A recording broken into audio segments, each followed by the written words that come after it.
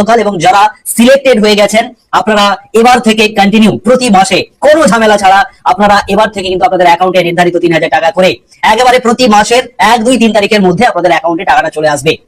এবারে এই ভিডিওতে আমি যে মূল টপিক নিয়ে কথা বলবো সেটা হলো যারা টাকা পেলেন না গতকালকে যারা টাকা পেলেন না আপনারা কবে টাকা পাবেন, কেন আপনারা টাকা পেলেন না, এই বিষয়টা আমি ডিটেলসে আলোচনা করব। তবে তার আগে আপনাদের কি মাননীয় মুখ্যমন্ত্রী শুভেন্দু অধিকারীর বক্তব্য শোনানোর প্রয়োজন আছে? ঠিক আছে, আমি আপনাদেরকে শুরুতে মুখ্যমন্ত্রীর বক্তব্য একটি শোনাচ্ছি, সেই বক্তব্যটা আপনারা প্রথমে শুনে নিন এবং ঠিক তারপরে আমি পুরো বক্তব্যটাকে আমি ডিটেলসে আলোচনা করব যে যারা টাকা পেলেন না, কত সংখ্যক উপভোক্তা টাকা পেলেন না এবং কারা এবং তারা কবে টাকা পাবেন সমস্ত কিছু বিষয়ে ডিটেলসে আমি আপনাদেরকে এই প্রতিবেদনের মাধ্যমে আলোচনা করব। প্রথমে আপনারা মাননীয় মুখ্যমন্ত্রী শুভেন্দু অধিকারীর বক্তব্যটা শুনে নিন। আজকে আমরা 1,60,00,000 যে আবেদনকারী, তার মধ্যে 26 লক্ষ বাতিল হয়েছে ফর্ম। বাকি যে 1,30,00,000-এর বেশি ঝাড়াই বাছাইতে তারা যোগ্য বিবেচিত হয়েছেন। আমরা বেলা 1টার সময় আজকে টাকা ট্রান্সফার করলাম 1,09,92,378 জনকে। আজকে রাত্রি 12টা পর্যন্ত বাকিরাও পোর্টাল আপলোড হতে হতে তাদের অ্যাকাউন্টেও টাকা ঢুকতে শুরু করবে। মাননীয় মুখ্যমন্ত্রী শুভেন্দু অধিকারীর বক্তব্য তিনি যেটা বলেছেন সেটা আলোচনা করার আগে আপনাদেরকে কয়েকটি বিষয় বলবো। আপনাদের মধ্যে অনেকেই রয়েছেন যারা যোগ্য বলে নিজেকে মনে করেন, মানে আমি তো জানি না আপনাদের কি ডকুমেন্টস প্রুফ রয়েছে, কিন্তু আপনি যদি নিজের থেকেই মনে করেন যে আপনি সমস্ত দিক দিয়ে যোগ্য কিন্তু তারপরেও আপনি টাকা পেলেন না, আপনারা এই ভিডিওর কমেন্টে এসে লিখুন। আপনারা লিখুন আমি একটা সার্ভে করতে চাইছি, তাতে আমার এই ইনফরমেশনটা জানাতে এবং জানতে সুবিধা হবে। যারা অফলাইন ফর্ম ফিল আপ করেছিলেন, অফলাইনে করেছিলেন, অনলাইন করেননি, আপনারা যদি কেউ টাকা পেয়ে থাকেন তাহলে কমেন্টে এসে জানান যে আমি অফলাইন ফর্ম ফিল আপ করেছি, অনলাইন নিজে থেকে করিনি কিন্তু আমার টাকাটা ঢুকেছে। তার মানে বুঝে নিতে হবে আপনার ভিডিও অফিস, আপনার কর্পোরেশন আপনার ফর্মটিকে অনলাইন সাবমিট করে দিয়েছে। এরপরে যারা অনলাইনে এন্ট্রি করেছেন টাকা পাননি, যে অনলাইনে আমি এন্ট্রি করেছি কিন্তু টাকা পাইনি, এরকম যদি কেউ থেকে থাকেন কমেন্ট সেকশনে এসে লিখুন। বা যারা টাকা পাননি তারা কমেন্টে এসে লিখুন যে আমি টাকা পাইনি কিন্তু আমার সমস্ত ডকুমেন্ট সঠিক রয়েছে, তাহলে আমার পুরো ইনফরমেশনটা আমার কালেক্ট করতে সুবিধা হবে। এই কমেন্ট আপনারা অনুগ্রহ করে সবাই লিখবেন। এবার আসছি মাননীয় মুখ্যমন্ত্রীর বক্তব্য। তিনি বলেছেন যে 1,60,00,000 আবেদনকারী ফর্ম জমা করেছেন অনলাইন কিংবা অফলাইন দুটো মিলিয়ে অন্নপূর্ণা ভান্ডারের জন্য আবেদন জমা পড়েছে 1,60,00,000। এবার এই 1,60,00,000-এর মধ্যে উনি বলেছেন যে 26 লক্ষ বাতিল হয়েছে।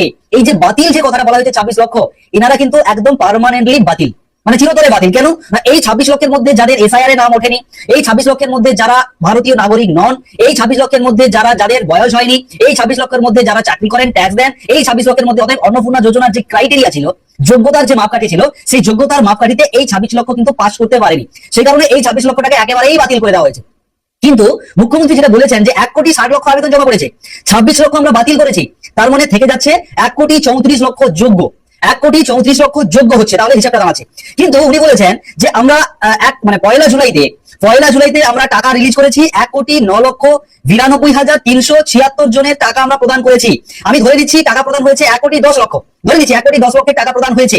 তাহলে 1,34,00,000 যোগ্য যদি হয়ে থাকেন, 1,10,00,000 টাকা যদি প্রদান করা হয়ে থাকে, তাহলে আরো 24 লক্ষ উপভোক্তা কোথায়?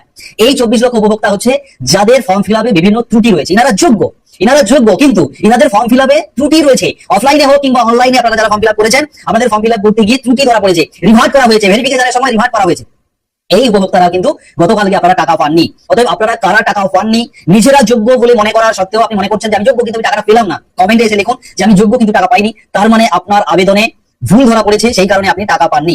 মুখ্যমন্ত্রী শুভেন্দু অধিকারী জানিয়েছেন যে গতকাল অর্থাৎ পয়লা জুলাইতে তিনি দুপুর 1টার সময় তিনি রিলিজ করেছেন নেতাজি ইন্ডোর স্টেডিয়াম থেকে আনুষ্ঠানিকভাবে, এবং তিনি আশ্বাস দিয়েছেন যে রাত্রি 12টার মধ্যে কিন্তু সকলেই টাকা পাবেন। যে 1,10,00,000 বা 9 লক্ষ যেটা সামথিং বললাম, 92,000, 10 লক্ষই ধরে নিচ্ছে, 1,10,00,000 আপনারা রাত্রি 12টার মধ্যে সকলেই টাকা পেয়ে যাবেন, এরকমই তিনি কিন্তু আশ্বাস দিয়েছেন। এবং তিনি কথা বলেছেন যেমন আপলোড হবে তেমন কিন্তু রাত্রি 12টার মধ্যে আমাদের টাকা ঢুকতে থাকবে। এর মানেটা কিন্তু আমাদের কাছে স্পষ্ট নয়, তবে আমার যেটা মনে হচ্ছে যারা অনলাইন আবেদনটা করেননি, ধরুন আপনি গতকালকের সন্ধ্যার সময় বা বিকেলে আপনি অনলাইনটা করে দিয়েছেন, এবারে আপনি চেক করে দেখুন তো আপনার টাকাটা ঢুকেছে কিনা। তিনি বলেছিলেন শুভেন্দু অধিকারী যে 12টার মধ্যে টাকা ঢুকবে, যেমন পোর্টাল আপলোড হবে তেমন ঢুকতে থাকবে।